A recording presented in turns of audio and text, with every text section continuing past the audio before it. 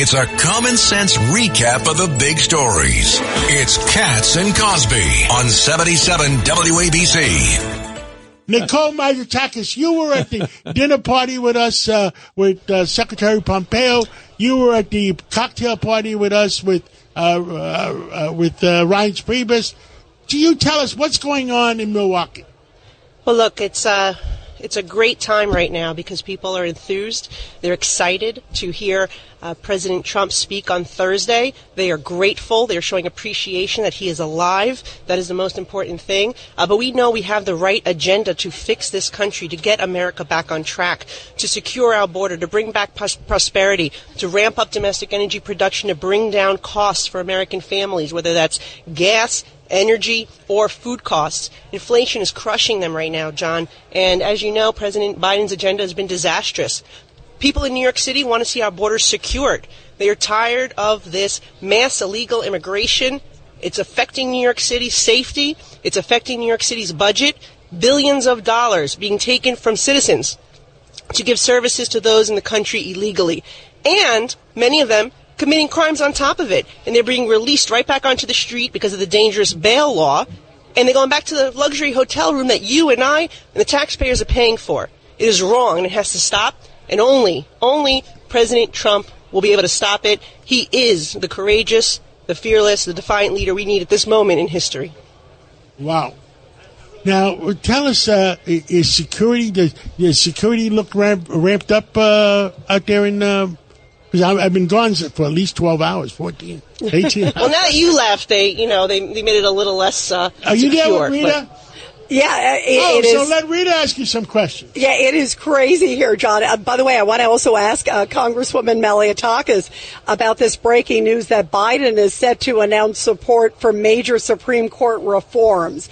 And meanwhile, he's sitting there with the message and just said it and kind of repeated it again last night, Congresswoman, that Trump is a threat to democracy. This is astounding. Your reaction Look, to this news. They will stop at nothing to keep their power. They've tried to kick their opponent off the ballot. They tried the sham impeachment. They indicted him. They convicted him. They wanted to put him in jail. And this packing the Supreme Court, is that what they're going to resort to? To pack the Supreme Court like Venezuela did? 20 to 32 justices, 40,000 cases in he and Maduro's favor. As a result, that is how they destroyed Venezuela. We can never allow that to happen here.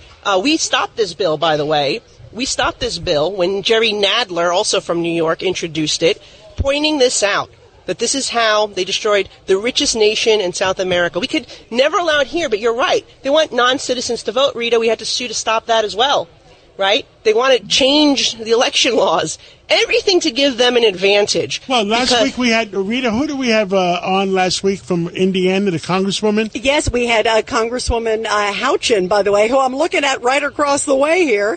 And she was talking about the SAVE Act because, of course, that was all but 5 Democrats decided to vote against a bill which would have said that anybody who votes has to show ID, has to be a U.S. citizen. At least 195 Democrats voted that you have non-citizens vote in federal elections. Yeah, only 5 abstained. I know, and that's incredible. Nicole Malliotakis, your reaction? As you know, we had to sue to stop non-citizens from voting in New York City. Mayor de Blasio and the city council passed legislation that will allow non-citizens to vote after just 30 days residing in New York. Thankfully, we won not just once, but twice.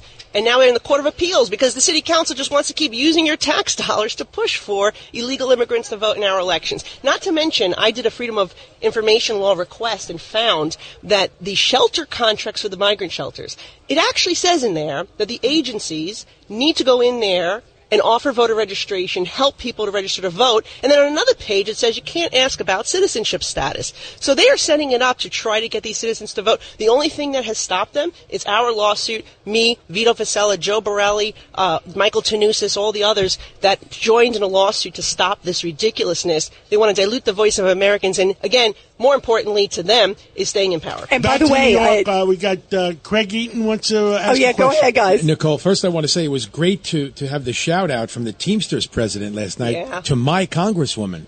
in Brooklyn and Staten Island. But, it's a carefully crafted plan. Let's let all of the migrants come in. Let's let everyone cross the border. Then we allow them to vote, and we can ensure that the Democrats will win every election in every city and state around the country. We need to stop this. I need to go to the library. I need to show photo ID. Yet I can go to vote and pretend I'm anyone I want. Yeah, and the most insulting thing, Craig, is that they think our minorities don't have the ability to get an ID. It's so insulting.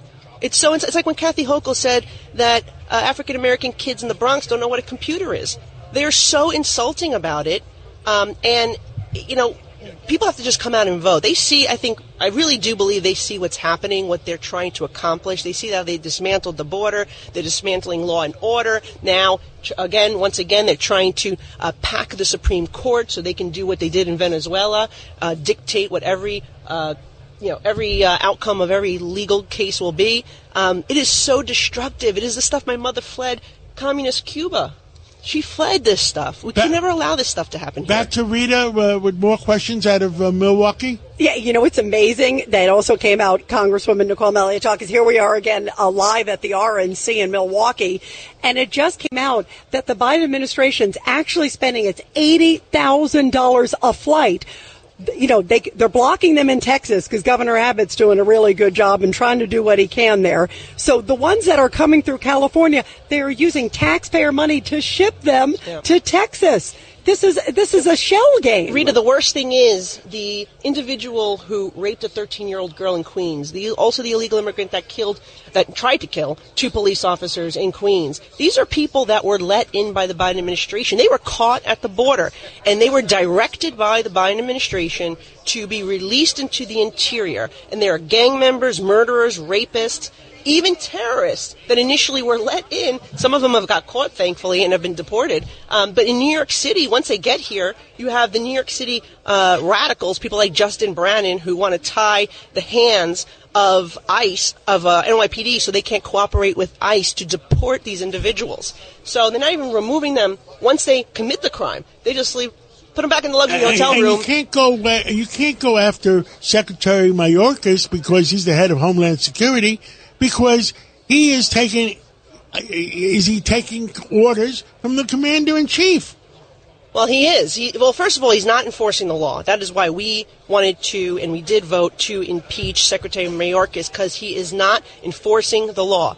But you're right. Joe Biden made it worse by making 60 policy changes that completely dismantled our border, allowing them to forcing them, CBP agents, Border Patrol, to release these people in the interior. 60 policy changes. So when you hear Chuck Schumer and Biden saying, it's the Republicans don't want to fix it, you broke it. You fix it. Undo the policies that you put in place that got us in this mess. It's as simple as that. And if you won't do it, we will elect President Donald Trump, who will do it. He will repeal your 60 executive orders and reinstate law and order at our border. For the last question, let's go back to Milwaukee with Nicole Malliotakis, Congresswoman, and Rita. Congresswoman Malliotakis, as we are wrapping up, this is going to be a huge night tonight. As we're looking ahead to Nikki Haley speaking, what does tonight mean especially? And then tomorrow we're going to hear J.D. Vance, and of course Thursday, President Donald Trump. Well, it's amazing that we have such a fantastic lineup. They can't replace Biden, because who are they going to replace him with? He's incognizant. You have Kamala, who's incompetent, and the whole bench all supports this radical agenda. They don't have anybody. We have a wonderful bench of up-and-coming Republican leaders. So I'm excited about the speech. I'm looking forward to hearing Nikki Haley. I think it's going to, once again, unite the Republican Party. The theme of this convention. President Trump was different yesterday when you saw him walk in, right? Oh, absolutely. He had tears in his eyes. He was emotional. He's thankful and appreciative to be alive today, and we have his back. We're going to make sure he gets elected so we can fix this great country that we love so much. Thank you so much.